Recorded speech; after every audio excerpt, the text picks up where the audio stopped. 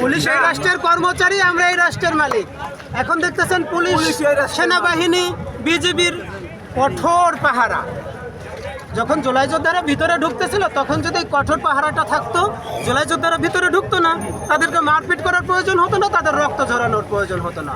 Police কি করলো, এদের এখান থেকে পাহারাটা তুলে নিয়ে জুলাই যোদ্ধাদেরকে ভিতরে ঢোকার সুযোগ করে দিয়ে তাদেরকে মারপিট করলো, তাদের উপর গুলি চালায় ভিতরে ঢুকে তারপরে মারছে। কেন এটা কেন? এটা আজকে যেটা করা হচ্ছে, এই যে মহান সংসদে দাঁড়িয়ে যেটা করা হচ্ছে, এটা একেবারে সংবিধান পরিপন্থী। এনারা কেউ সই স্বাক্ষর করতে পারেন না। ওনারা যতক্ষণ না সংসদ সদস্য নির্বাচিত হচ্ছেন, ওনারা আমাদের মতো সাধারণ এক ভোটের মালিক, ওনারা কেউ জনপ্রতিনিধি না। যদি সই স্বাক্ষর করতেই হয়, যদি রাজনৈতিকবিদরা না মানে, এটার জন্য আরেকবার গণভোট আয়োজন করার দরকার ছিল।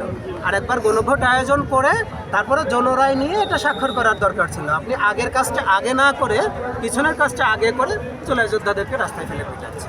এবং আপনারা এটাও আমরা দেখতেছি, পুলিশ বারবার বলার চেষ্টা করতেছে এরা তো স্বৈরাচারের দোসর, কেউ কেউ ছাত্রলীগের উস্কানিতে, এক অংশের সাথে মারামারি হচ্ছে আর এক অংশ নিরাপত্তা না। এভাবে আমাদেরকে আলাদা আর করা যাবে না।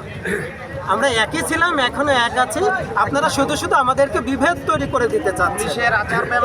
এখানে যদি সেনাবাহিনী আগে থেকে থাকতো, বিজেপি আগে থেকেই থাকতো, পুলিশের যদি আগে থেকে সতর্ক থাকতো, আমার মনে হয় না কেউ ভিতরে যাওয়ার দুঃসাহস দেখাতো।